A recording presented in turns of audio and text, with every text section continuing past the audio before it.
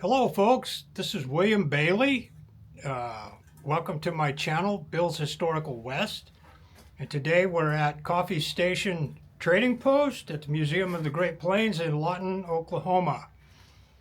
Uh, I'm passing through today and thought I would take advantage of time to do some interviews of the interpreters here uh, for your education and enjoyment.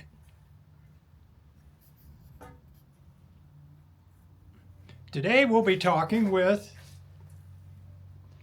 Will Emrick, who lives in Archer City, Texas, and commutes his way up here to do his job at teaching people about our Western history and, in particular, the history of Coffee Station Trading Post. Hello, Bill. Howdy, how are you doing today? Oh, pretty good. Pretty good. So, tell us, Bill, your time periods in which you do this interpretive work. Well, here at the museum, I'm doing mid 1830s. At the time when Holland Coffee and Silas Colville came up the river, established Coffee's Trading Post at Cache Creek. And so I try to stick with that here, but my range is 1820s all the way up to about 1890 is the interpretation that I do at other venues and things like that. So there are other venues here at the museum.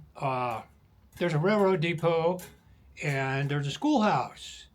So there would be occasions that you might actually we'd find you in different clothing Oh yeah, and definitely. doing different caricature. Definitely. This past Saturday, we had Chuck Wagon out there doing Victorian era, making coffee and donuts for the people of the community. So we had people out there dressed in period correct outfits of the trail driving days. And if I end up over at the schoolhouse sometime, you might see me in a three-piece Victorian suit with a bowler hat on, teaching the kids over there. So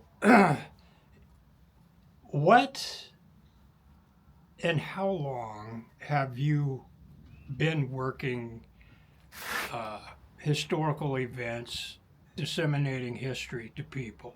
I started out in 1983 back in Ohio where I grew up. I've always had a love of history, even through high school and things like that.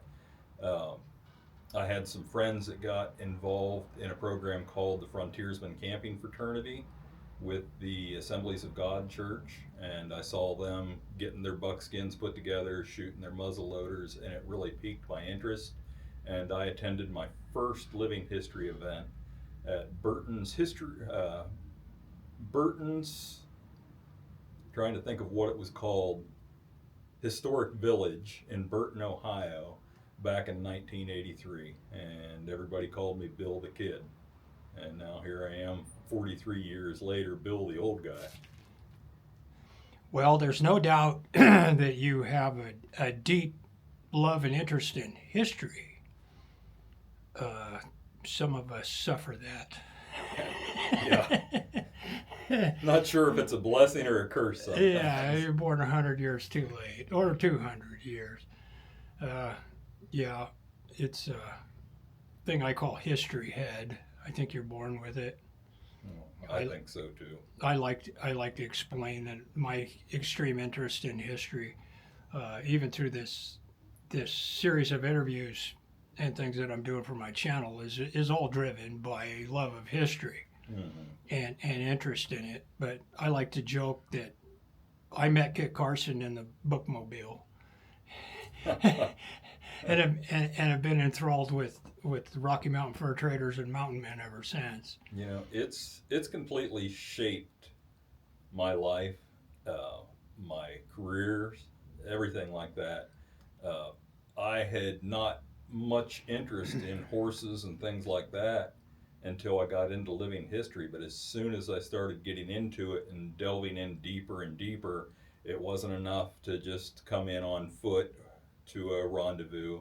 I had to experience riding into a rendezvous. That led to 20 some years of cowboying for a living. But the history is what drew me in.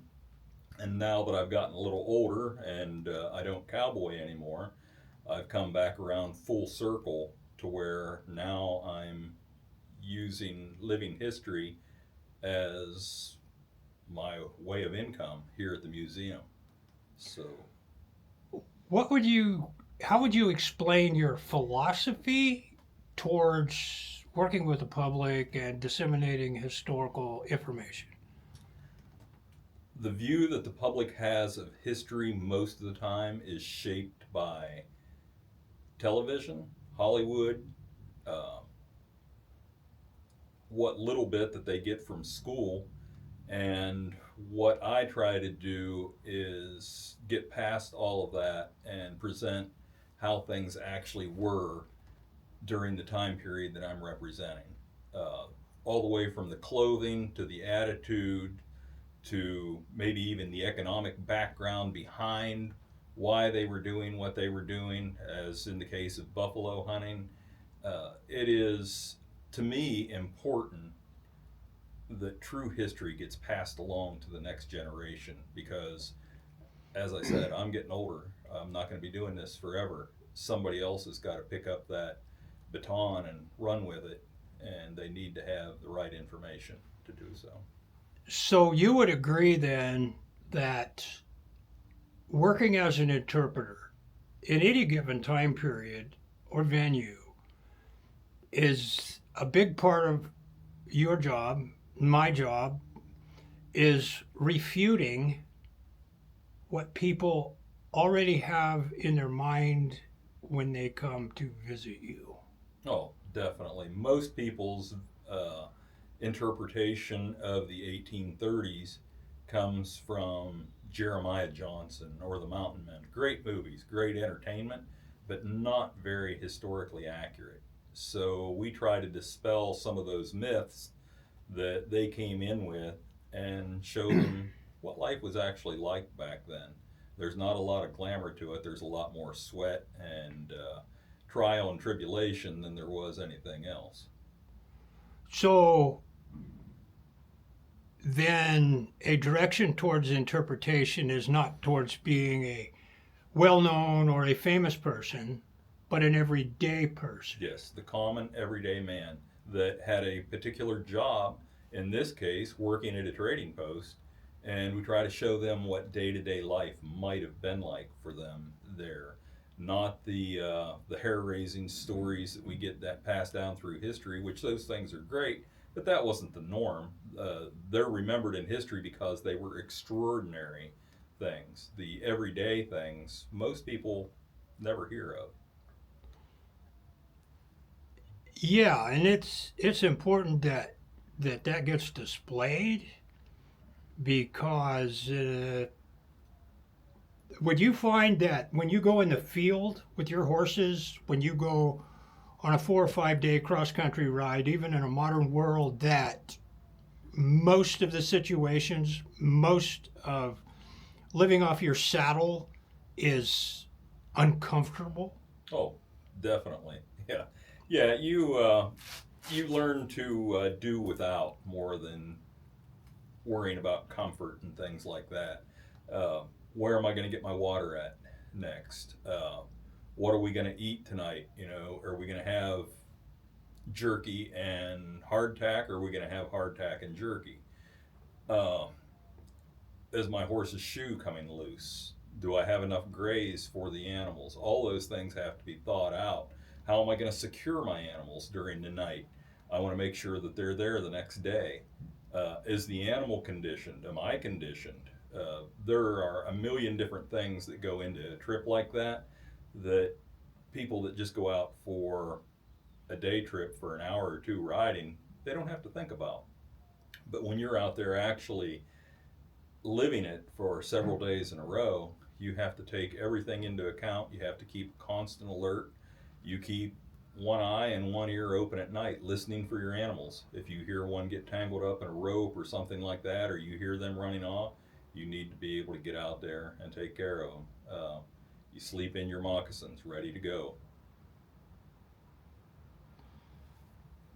Yeah, my travels, I found this to be the case. In the field, we don't necessarily have to deal with the threat of attacking Indians. In most places, grizzly bears are not a problem, but there's water. You can't just stick your face in water anymore and drink it. No. So there's water preparation. There's things that have to be accounted for in our modern world.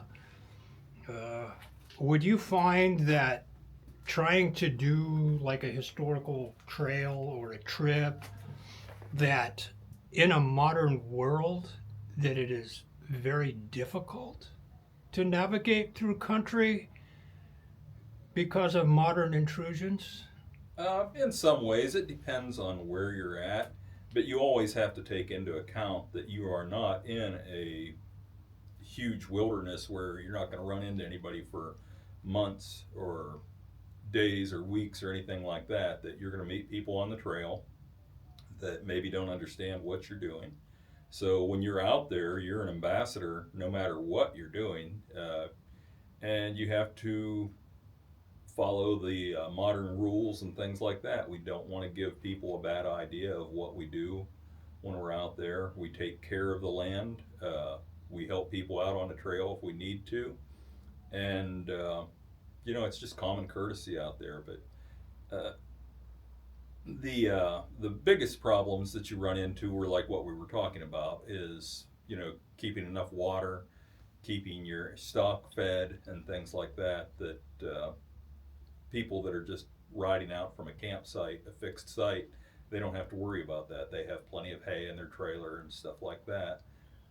We just have to take a little bit more precautions, and sometimes we have to pack things along more for the animals' comfort than for our own.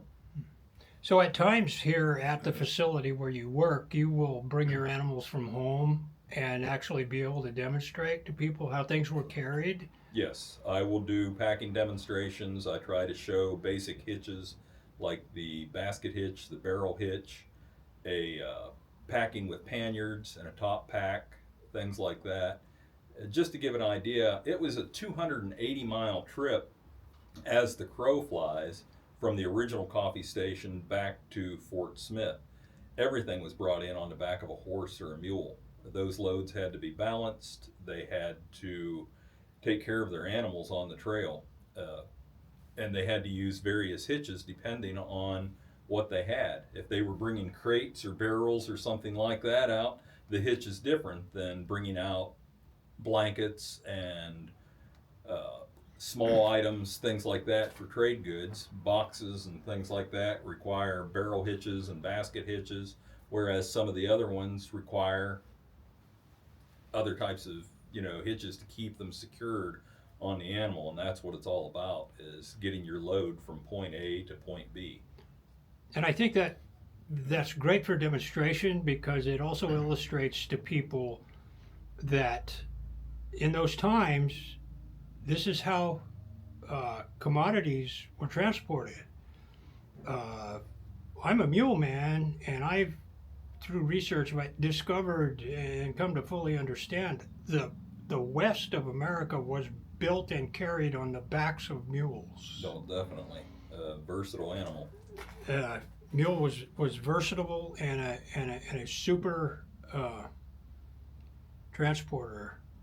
Well, and they can carry 30% of their own body weight, whereas a horse can carry about 25%. But when you are looking at trying to stock up a frontier trading post or haul the furs and hides that were already accumulated at the trading post back and forth, that extra 5% can make a difference. Less animals, less men to have to take care of the animals. So mules were sure-footed. They watched their packs very well. They didn't have a tendency to throw them off and spook a lot of times. So dependable animals. Well, folks, we're going to wrap this up. We've had a nice sit down with Bill. and he really has taken to his work here, uh, being a multifaceted interpreter with this museum. Uh, Everyone's thrilled he's here. He's doing a great job, and I want to hope that you enjoyed this interview with him. It seems like most interpreters have commonalities, but everybody has their own way. So we learned about Bill today, and we'll wish him well in his future work here. And if you can stop by the Museum of the Great Plains in Lawton, Oklahoma to see Coffee Station, we'd certainly welcome you to do that. Well, thanks for the interview, Bill, Quite and welcome. good luck to you. Thanks. Bye-bye.